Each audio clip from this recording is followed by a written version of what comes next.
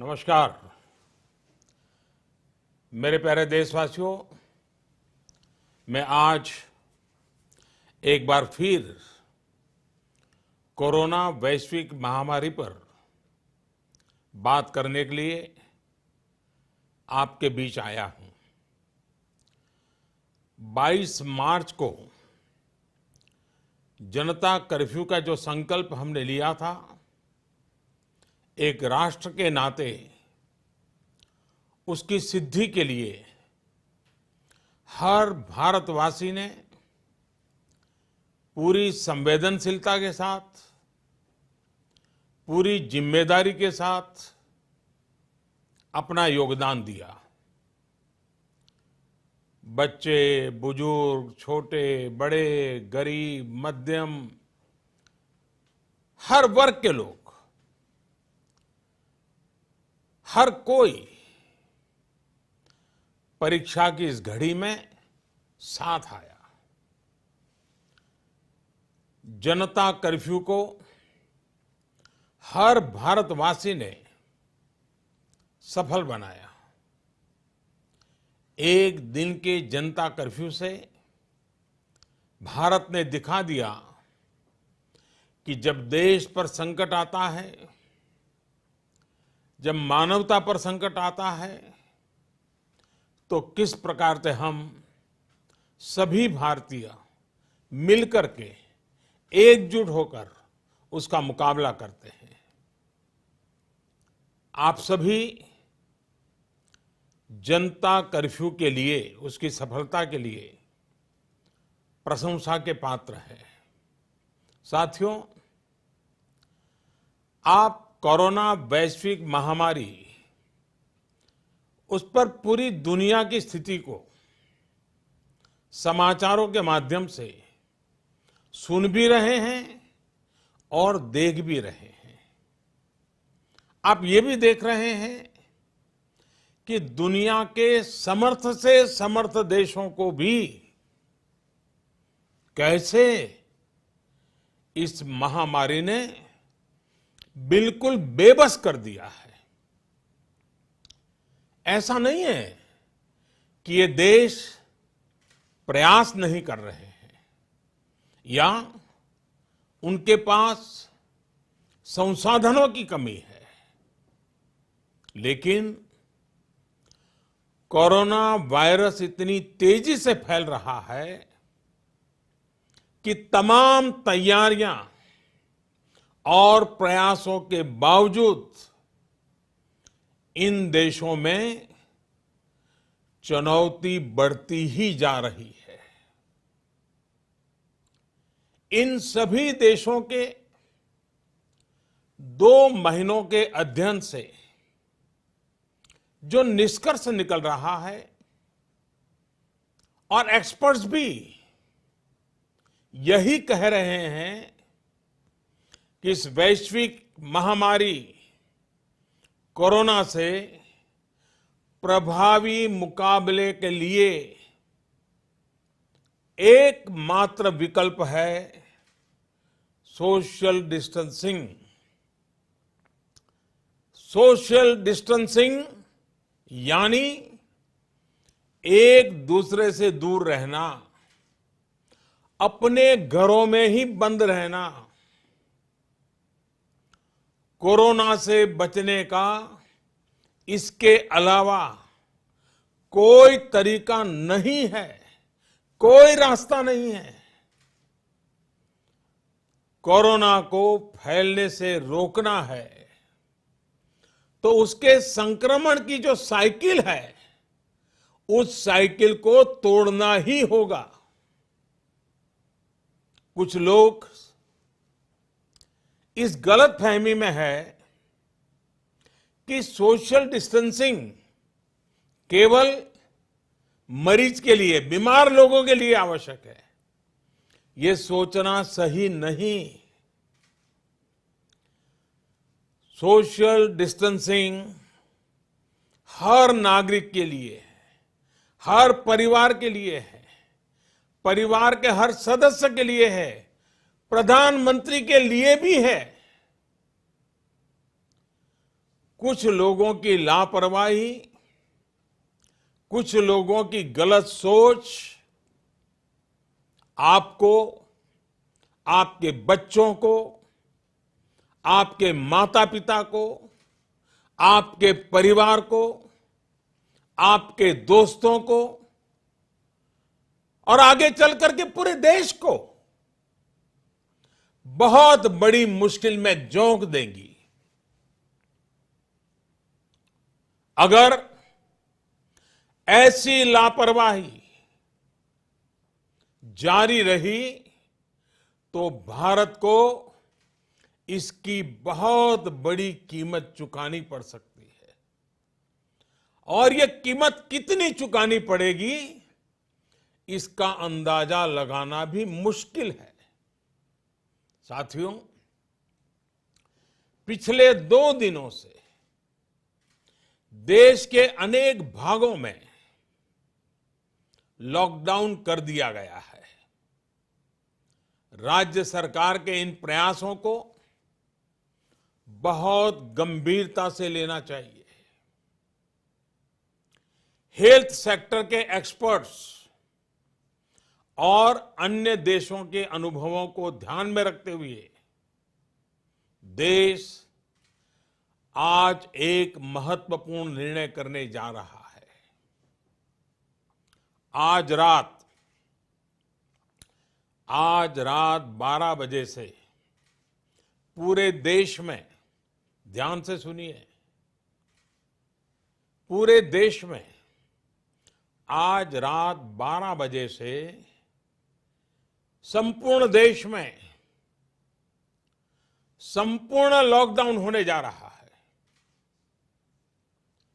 हिंदुस्तान को बचाने के लिए, हिंदुस्तान के हर नागरिक को बचाने के लिए, आपको बचाने के लिए, आपके परिवार को बचाने के लिए आज रात 12 बजे से घरों से बाहर निकलने पर पूरी तरह पाबंदी लगाई जा रही है। देश के हर राज्य को,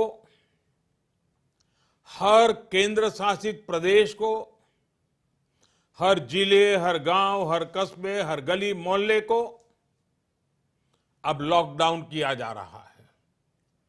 ये एक तरह से कर्फ्यू ही है। जनता कर्फ्यू से भी कुछ कदम आगे की बात। जनता कर्फ्यू से जरा ज्यादा सख्त।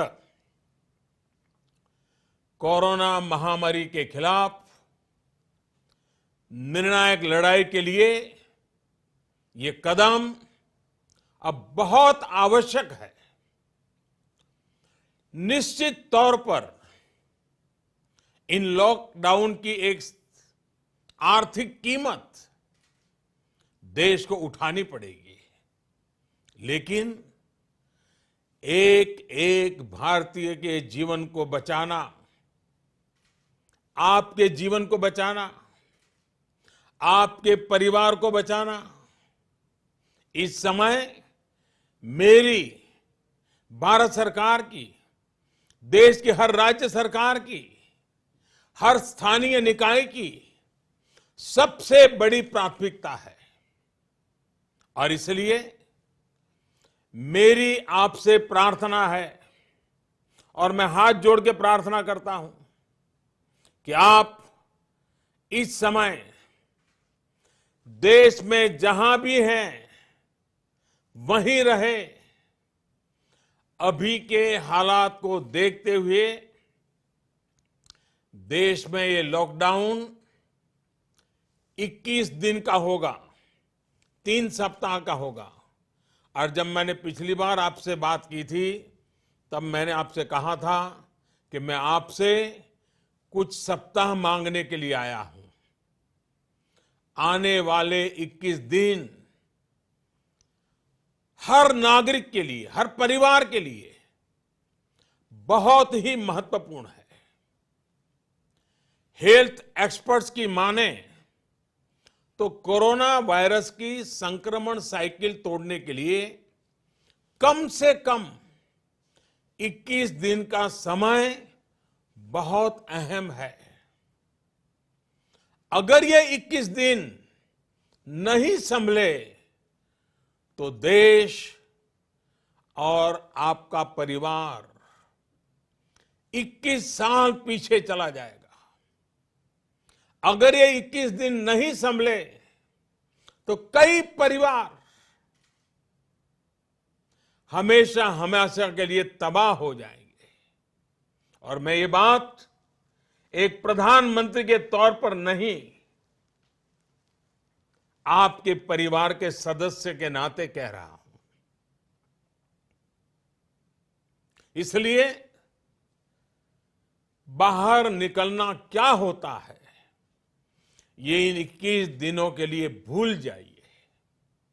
घर में रहे और एक ही काम करे कि अपने घर में ही रहे। साथियों, आज के फैसले ने, देशव्यापी लॉकडाउन ने आपके घर के दरवाजे पर एक लक्ष्मण रेखा खींच दी है। आपको ये याद रखना है कि घर से बाहर पड़ने वाला आपका सिर्फ एक कदम कोरोना जैसी गंभीर महामारी को आपके घर में ले आ सकता है। आपको ये याद रखना है कि कई बार कोरोना से संक्रमित व्यक्ति शुरुआत में बिल्कुल स्वस्थ लगता है, वो संक्रमित है इसका पता ही नहीं चलता, और इसलिए एहतियात बरतिए, अपने घरों में रहिए। वैसे जो लोग घर में हैं वो सोशल मीडिया पर नए नए तरीकों से, बहुत इनोवेटिव तरीके से इस बात को बता रहे हैं। एक बैनर जो मुझे भी पसंद आया, मैं आपको भी ये बहुत कम शब्दों में संदेश दिखाना चाहता हूं। कोरोना यानी कोई रोड पर ना निकलने। कोरोना यानी कोई रोड पर ना निकले। साथियों, एक्सपर्ट का ये भी कहना है कि आज अगर किसी व्यक्ति में कोरोना वायरस पहुंचता है तो उसके शरीर में इसके लक्षण दिखने में कई दिन लग जाते हैं। इस दौरान वो जाने अनजाने हर उस व्यक्ति को संक्रमित कर देता है जो उसके संपर्क में आता है। वर्ल्ड हेल्थ ऑर्गेनाइजेशन की रिपोर्ट बताती है कि इस महामारी से संक्रमित एक व्यक्ति, सुनिए, एक व्यक्ति सिर्फ हफ्ते 10 दिन में सैकड़ों लोगों तक इस बीमारी को पहुंचा सकता है। यानी ये आग की तरह तेजी से फैलता है। वर्ल्ड हेल्थ ऑर्गेनाइजेशन का ही एक और आंकड़ा बहुत महत्वपूर्ण है। साथियों, दुनिया में कोरोना वायरस से संक्रमित व्यक्तियों की संख्या को पहले 1 लाख तक पहुंचने में 67 डेज, 67 दिन लग गए थे। यानी 1 लाख तक पहुंचने में 67 दिन। उसके बाद सिर्फ 11 दिन में ही 1 लाख नए लोग संक्रमित हो गए, यानी 2 लाख हो गए। सोचिए, पहले 1 लाख लोग संक्रमित में होने में 67 दिन लगे और फिर इसे 2 लाख लोगों तक पहुंचने में सिर्फ 11 दिन लगे। ये और भी भयावह है कि 2 लाख संक्रमित लोगों से 3 लाख लोगों तक ये बीमारी पहुंचने में सिर्फ 4 दिन लगे। आप अंदाजा लगा सकते हैं कि कोरोना वायरस कितनी तेजी से फैलता है और जब ये फैलना शुरू करता है तो इसे रोकना बहुत मुश्किल होता है। साथियों, यही वजह है कि चीन, America, France, Germany, Spain, Italy, Iran जैसे अनेक देशों में जब कोरोना वायरस ने फैलना शुरू किया तो हालात बेकाबू हो गए। और ये भी याद रखिए, इटली हो या अमेरिका, इन देशों की स्वास्थ्य सेवा, उनके हॉस्पिटल, उनके यहां आधुनिक संसाधन पूरी दुनिया में बेहतरीन है। उनकी व्यवस्थाएं बेहतरीन मानी जाती हैं। बावजूद इसके ये देश कोरोना का प्रभाव कम नहीं कर पाए। सवाल ये कि इस स्थिति में उम्मीद की किरण कहां है? उपाय क्या है? विकल्प क्या है?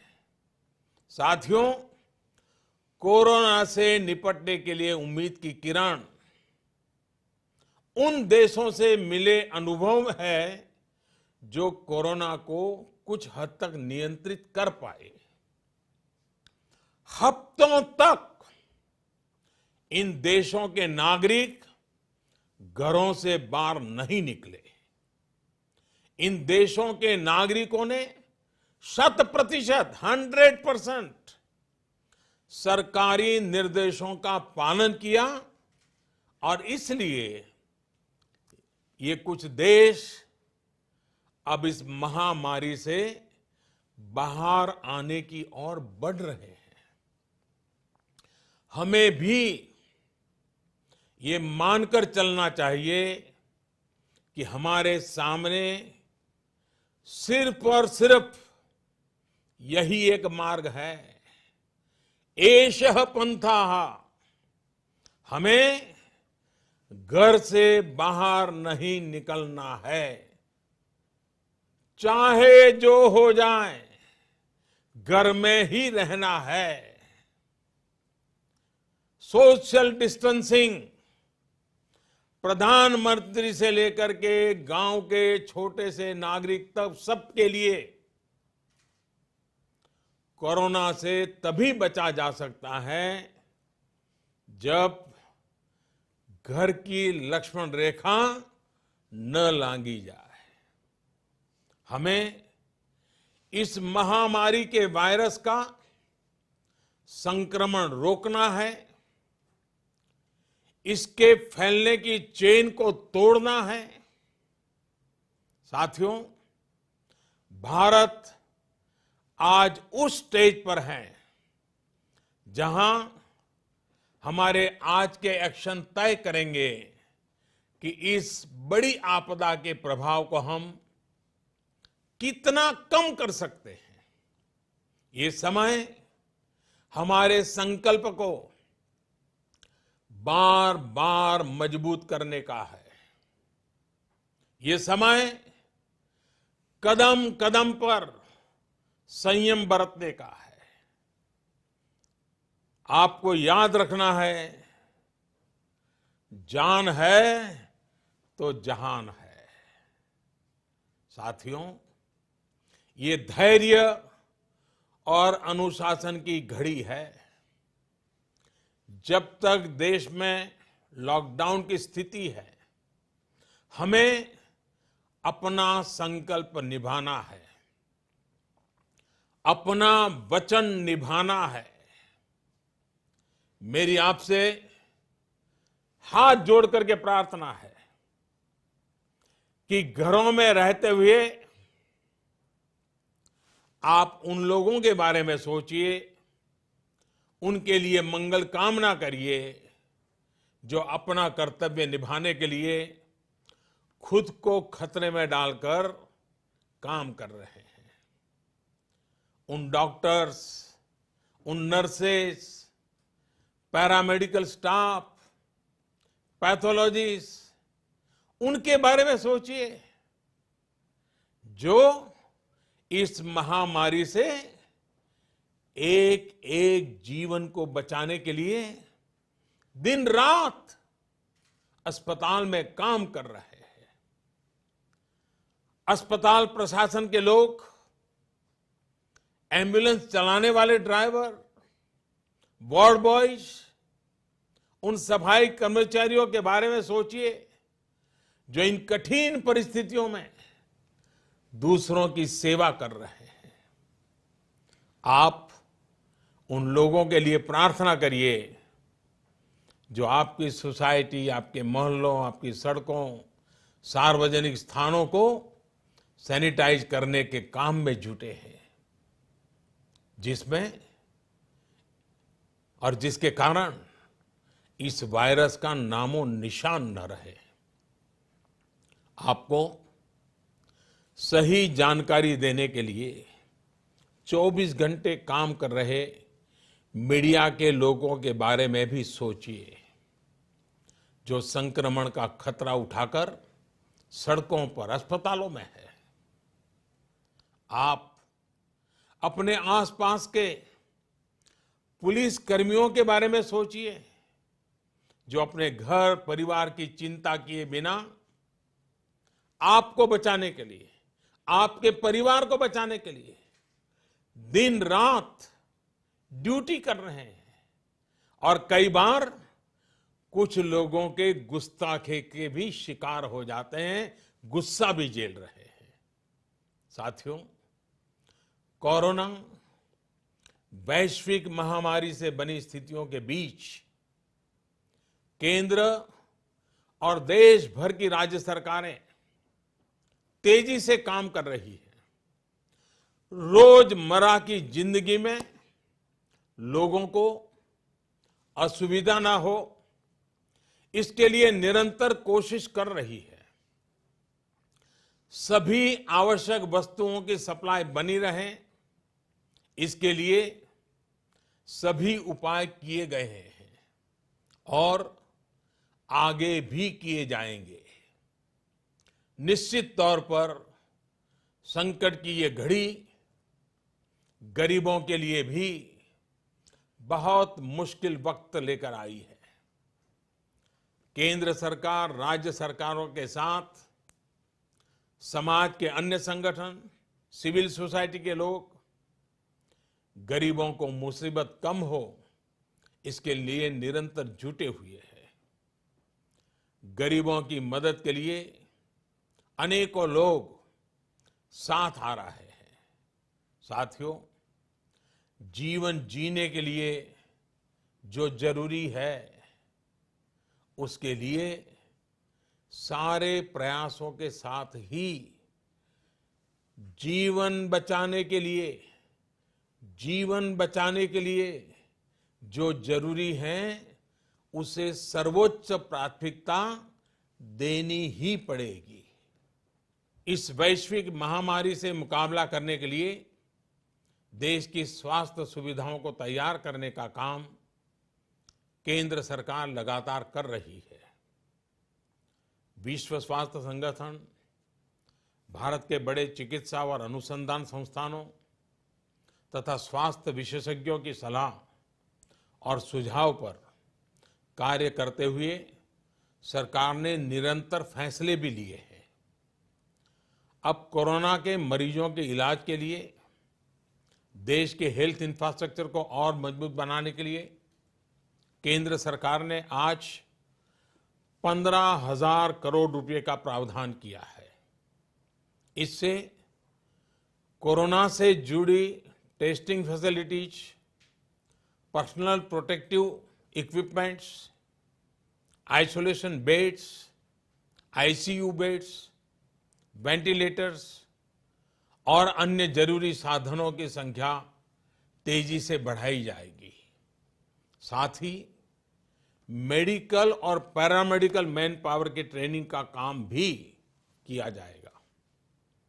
मैंने राज्य सरकारों से अनुरोध किया है कि इस समय सभी राज्यों की पहली प्राथमिकता सिर्फ और सिर्फ स्वास्थ्य सेवाएं ही होनी चाहिए, हेल्थ केयर ही प्राथमिकता होनी चाहिए। मुझे संतोष है कि देश का प्राइवेट सेक्टर भी पूरी तरह से कंधे से कंधा मिलाकर संकट और संक्रमण की इस घड़ी में देशवासियों के साथ खड़ा है। प्राइवेट लैब्स, प्राइवेट अस्पताल सभी इस चुनौतीपूर्ण दौर में सरकार के साथ काम करने के लिए आगे आ रहे हैं। लेकिन साथियों, ये भी ध्यान रखिए कि ऐसे समय में जाने अनजाने कई बार अफवाहें भी बहुत जोर पकड़ती है और अफवाहें की ट्रैवल करने की ताकत भी बहुत होती है। मेरा आपसे आग्रह है कि किसी भी तरह की अफवाह और अंधविश्वास से बचें। आपके द्वारा केंद्र सरकार, राज्य सरकार और मेडिकल फ्रेटर्निटी द्वारा दिए गए निर्देश और सुझावों का पालन करना बहुत जरूरी है। मेरी आपसे प्रार्थना है कि इस बीमारी के लक्षणों के दौरान बिना डॉक्टरों की सलाह के कोई भी दवा न लें। किसी भी तरह का खिलवाड़ आपके जीवन को और खतरे में डाल सकता है। साथियों, मुझे विश्वास है हर भारतीय संकट की इस घड़ी में सरकार के, स्थानीय प्रशासन के निर्देशों का पालन करेगा। 21 दिन का लॉकडाउन लंबा समय है, लेकिन आपके जीवन की रक्षा के लिए, आपके परिवार की रक्षा के लिए उतना ही महत्वपूर्ण है। हमारे पास यही एक महत्वपूर्ण रास्ता है। मुझे विश्वास है हर हिंदुस्तानी इस संकट का न सिर्फ सफलता से मुकाबला करेगा, बल्कि इस मुश्किल घड़ी से विजयी होकर निकलेगा। आप अपना ध्यान रखिए, अपनों का ध्यान रखिए और आत्मविश्वास के साथ कानून नियमों का पालन करते हुए, पूरी तरह संयम बरतते हुए विजय का संकल्प करके हम सब इन बंधनों को स्वीकार करें। आप सबका बहुत बहुत धन्यवाद।